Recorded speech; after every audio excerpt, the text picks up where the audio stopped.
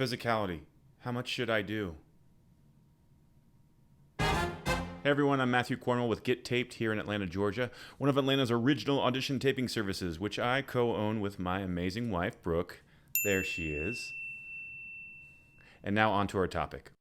Physicality. How much is too much? If you're an actor and you've had over 10 auditions in your career, then there's a near 100% chance that you have faced this issue. What do I do with the physicality in my audition sides? Maybe it's a walk and talk. Maybe your character kisses or hugs or punches another character. Or maybe you're just interacting with a lot of props. These are such common issues in audition sides. So let's cover some specific examples and maybe come up with an overall philosophy on the topic. Hugging, kissing, punching. For these types of physical interactions, you need to first determine how important the physical act is, or is the underlying emotion the important thing? For instance, if it's a hug or a kiss and it's a routine act that has no emotional effect over your character, then you can eliminate that physicality altogether. Yeah, just eliminate it from the performance.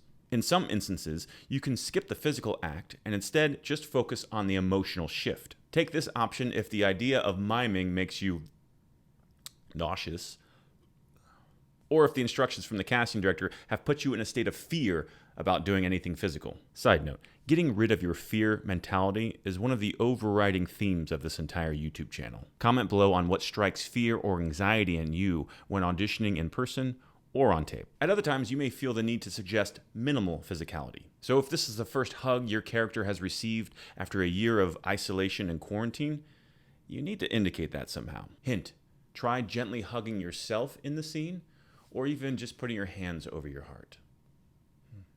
If the kiss is sensual and the scene needs to linger in silence, then close your eyes, feel the kiss, and then bask in the aftertaste of that moment.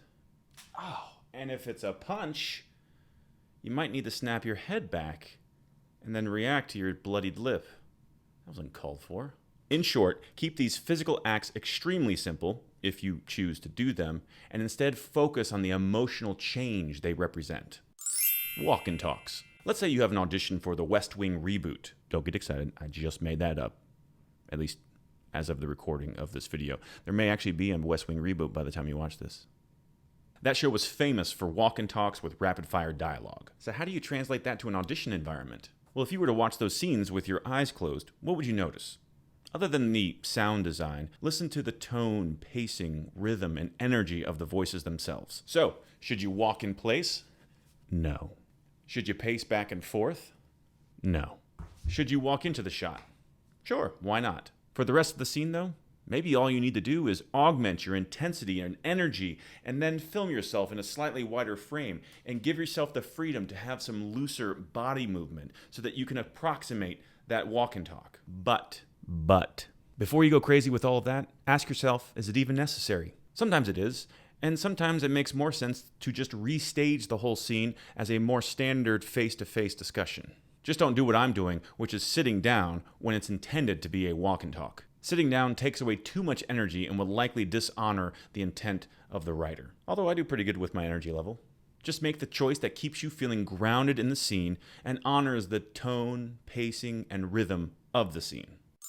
Interacting with props. Does your scene call for a lot of props in the stage directions? Maybe it's a server with a tray of food who walks in and sets it down and then starts to leave but then comes back and drops off the check. Ooh, and then sees a couple empty water glasses and takes those back with them to the kitchen. Should you bring an actual tray full of actual props to your audition? You could make the simple choice of using your script as the tray, come in, set it down off camera as if you're unloading it, and then at the later part of the scene, use your script as the check that you hand off. And then just don't worry about the glasses. Now imagine the scene is still the server, but the whole scene is about that server walking in, stumbling, and dropping a whole tray of food right before they get to the table. Well, the simple choice would be to still just pretend your script is the tray and to drop it off camera. But here's a little secret. Make sure that the paper makes noise on its way down. So go a little something like this. Sorry.